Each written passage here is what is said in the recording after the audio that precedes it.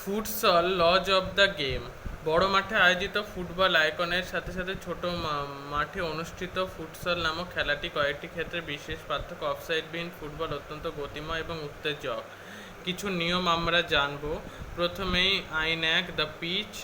তোমরা দেখে নিতে পারো পিচ কি নিয়ম করা হয়েছে ফিফার তরফ থেকে। মাঠের চৌহদ্দি দৈর্ঘ্য হচ্ছে 25 মিটার থেকে 42 মিটার, প্রস্থ 17 মিটার থেকে 22 মিটার।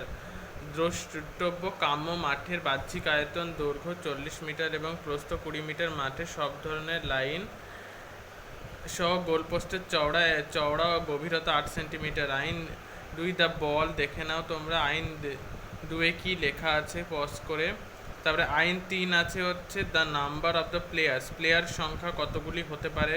সর্বাধিক 7 জন, অর্থাৎ গোলরক্ষক মোট 5 জন প্লেয়ার এবং অতিরিক্ত তালিকায় 7 জন, মোট 12 জন ফুটবলার থাকতে পারে এবং একজন কোচ সহ 3 জনের নাম টিম অফিসিয়াল তালিকায় নথিভুক্ত করা যাবে। সাবস্টিটিউট বেঞ্চে বদলি খেলোয়াড় এবং ক্লাব কর্তানি কখনোই 10 জনের বেশি থাকতে পারবে না। আরও কি কি সব নিয়ম আছে দেখে নাও তোমরা। এই খেলার আরও যে নিয়মগুলি আছে, আইন 4-এ আছে দ্য প্লেয়ার্স ইকুইপমেন্ট, খেলোয়াড়ের সাজ সরঞ্জাম। তারপরে দ্য রেফারি, প্রধান ম্যাচ পরিচালক। দ্য সেকেন্ড রেফারি, দ্বিতীয় ম্যাচ পরিচালক।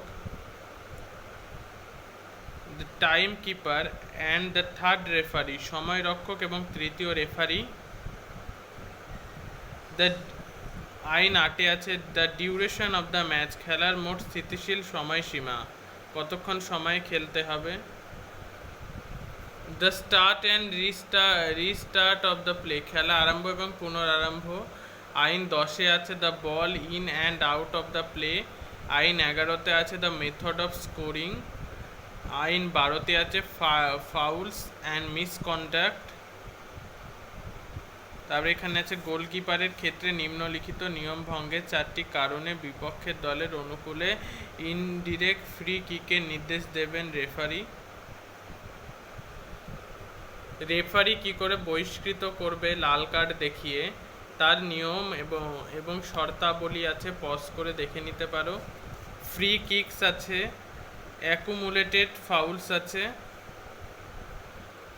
ষষ্ঠ এবং পরবর্তী অ্যাকুমুলেটেড ফাউল সমূহ। 15-তে আছে দ্য পেনাল্টি কিক।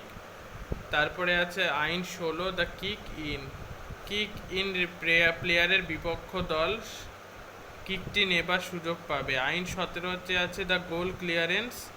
আইন 18-তে আছে দ্য কর্নার কিক। তারপর আছে kicks from the penalty mark বা ট্রাই ব্রেকার।